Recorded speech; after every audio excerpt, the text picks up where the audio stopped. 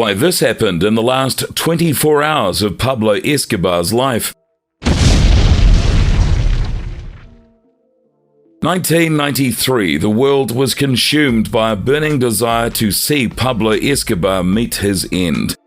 And the yearning wasn't confined to rival cartels in the US or Colombia, or even Colombian authorities. Even a group of bloodthirsty vigilantes craved his demise. But there was a significant problem that was plaguing everyone involved. No one knew where Escobar was hiding. The notorious drug lord had proven to be a master of concealment and had skillfully evaded capture. However, his fortune was about to take a drastic turn. These are the final 24 hours of Pablo Escobar's life, from the testimonies of law enforcement officials, his own family, and the depictions portrayed in the media.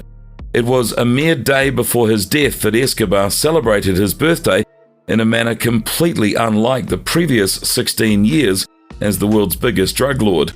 Since 1983, he had been on the run, skillfully eluding the clutches of extradition to the US, whilst also evading the relentless pursuit of the Colombian government.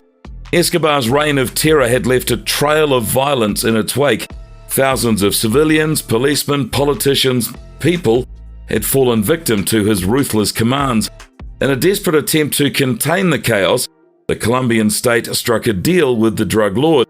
Escobar agreed to surrender himself and serve some time in a prison of his own making, which was a luxurious compound named La Catedral. Yet Escobar's stint in La Catedral was very short-lived. He coldly executed 2 of his henchmen within the prison walls, prompting the Colombian government to revoke their agreement and intensify their efforts to extradite him to the US. Escobar barely managed to escape, plunging back into a life of a fugitive existence. Over the next 16 months, he flitted between his various haciendas scattered across Colombia, once used to shelter his family while he was confined to his custom-made luxurious prison. Now in his final hours, Escobar found himself alone, devoid of the festivities and familial warmth that he had once reveled in during his birthday celebrations. The walls were closing in on him. His family, held captive by the government, had been forced to flee the country due to threats posed by not only the Colombian authorities but also rival cartels.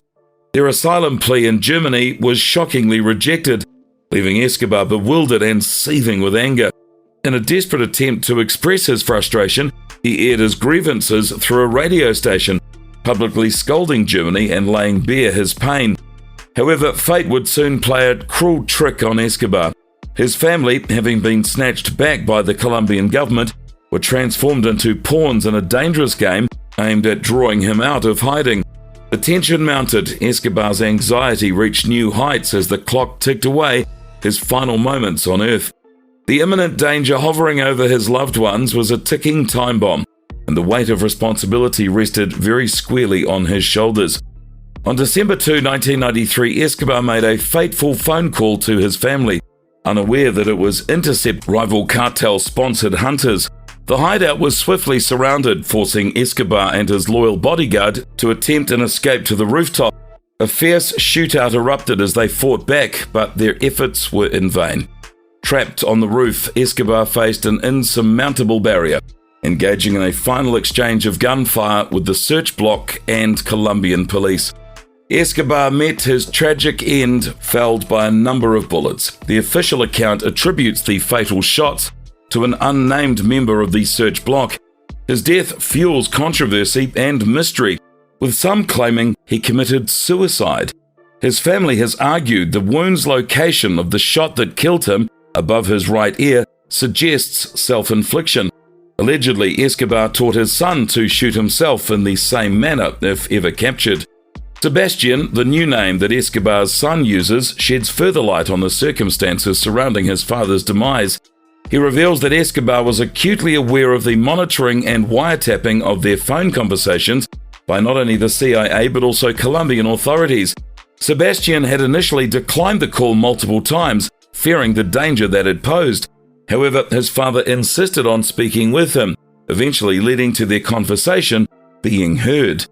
These alternate claims provoke contemplation and do cast a shadow of doubt on the official version of events. Was Escobar's death truly a suicide, A calculated sacrifice made to shield his family from harm? Did he strategically choose that fateful phone call, knowing that it would seal his own fate? The truth still today remains elusive, and conflicting narratives persist. The final moments of the world's most powerful drug lord continue to inspire speculation and intrigue as the legacy of Pablo Escobar endures in the chronicles of history. There you have it, the riveting account of Pablo Escobar's final 24 hours. It's a tale of power, violence, and a man who walked the line between legend and infamy. As we conclude, we are left pondering the many unanswered questions surrounding his death. Did Escobar meet his end at the hands of the search block, or did he choose to sacrifice himself to protect his family? The truth may forever remain shrouded in huge mystery. With that, we ask you to stay curious and to keep exploring the extraordinary tales that shape our world.